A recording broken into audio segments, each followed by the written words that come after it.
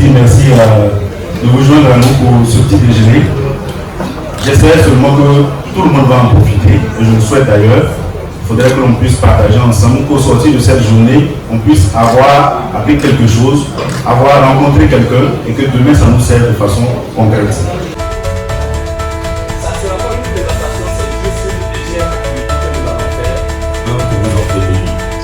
Il s'agit bien évidemment de souhaiter bonjour enfin.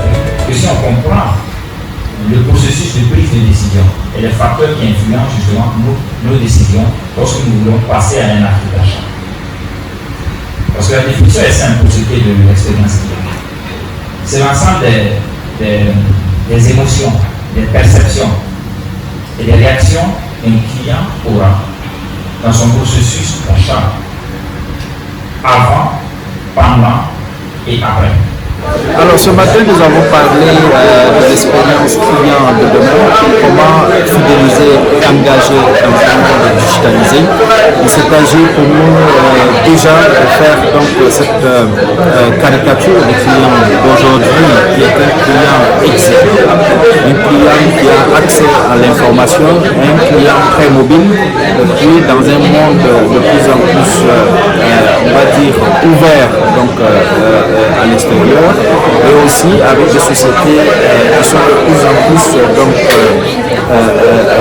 qui font face à la concurrence, et dans tout cela, comment améliorer cette expérience client.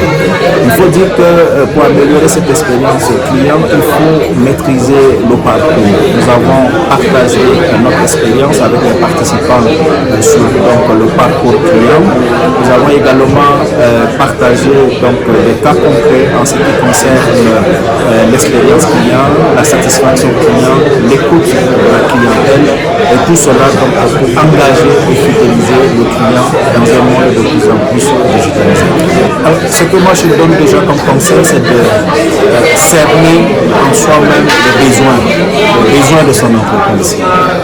Chaque organisation que vous mettrez en place va être en fonction de vos besoins, en fonction des ressources que vous disposez, et surtout en fonction de vos ambitions.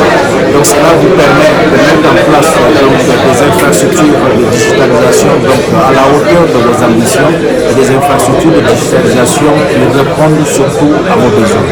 Après cela, il faut bien entendu former les équipes à l'utilisation de ces nouveaux outils de digitalisation. Après la formation, il faut activer les plateformes digitales en fonction de vos besoins, en fonction des attentes de vos clients. Et ce que j'insiste là-dessus, c'est l'écoute de la clientèle. Il faut écouter les clients, écouter leurs besoins, essayer de satisfaire les besoins que les clients ont, et surtout pour répondre à leurs attentes. Le client est très informé, souvent beaucoup plus même que la firme qui offre le produit. Il faut donc s'adapter à la connaissance du client, à la compréhension des facteurs qui influencent sa prise de décision pour lui apporter davantage de valeur. Mais aujourd'hui, et donc demain, ce sera l'intelligence artificielle et tout ce qu'il y a comme technologie de l'information autour qui vont permettre de collecter, de construire cette valeur ajoutée-là de façon à ce que ce soit perceptuel pour nos clients. La donnée, la collecte de données est très importante parce que pour créer des émotions positives au sein justement de nos clients, il faut le comprendre, il faut le connaître. Donc toutes les techniques qui permettront de collecter de la donnée, de sorte à maîtriser la psychologie, la psychographie de nos clients, va permettre de créer cette valeur ajoutée intrinsèque et nécessaire à pérenniser la consommation de nos produits par nous. Alors l'émotion, c'est le plus important dans la notion d'expérience client parce que nous achetons des émotions. Vous, comme moi, n'achetons que des émotions et nous vendons des émotions. Donc il faut créer justement ces stimuli qui vont toucher nos cinq sens et créer cette émotion favorable à la pérennité de la relation entre le client et l'organisation.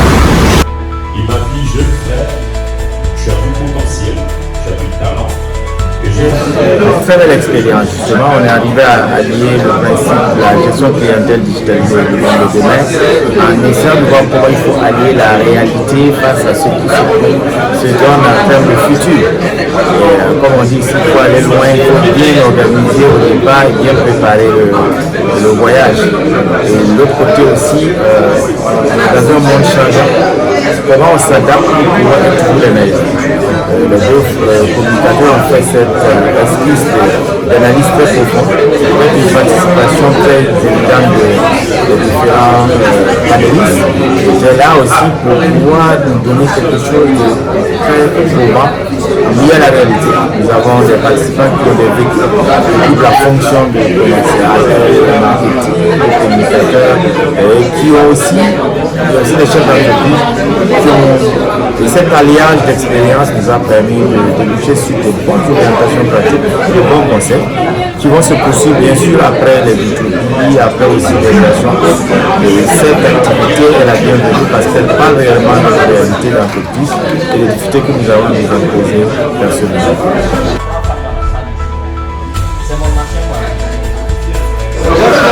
J'ai pu parler beaucoup des entreprises parce que premièrement on n'apprend jamais assez, on ne finit jamais d'apprendre. Et chaque fois qu'il y a une tribune, chaque fois qu'il y a une plateforme sur laquelle ou à travers laquelle nous pouvons bien entendu renforcer nos compétences, renforcer nos connaissances, il faut saisir l'opportunité.